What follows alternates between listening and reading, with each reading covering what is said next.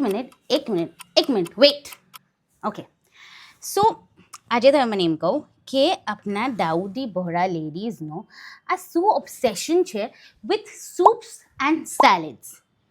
Because આપણા હાલમાં મીઠાશ પૂરી થાય એના પહેલાં સેલેડ પૂરા થઈ જઈ રહ્યા છે, અને જમનપટા પછી બી સેલેડના અનગિનત બાઉલ ઉતરતા જ જઈ રહ્યા છે.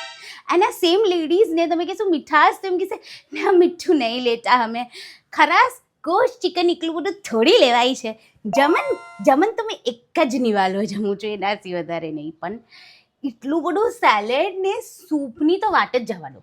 સૂપનું તો ફેન બેઝ અલગ જ છે in the Dawoodi Bohra community. Because એક વખત મેં 9 જણમાં થાલમાં બેસી એન્ડ 7 જણ તો ઓલરેડી કપમાં સૂપ નાખીને પી જ રહેલા, બટ તે બી થાલમાં એક હજી પ્યાલો હતો.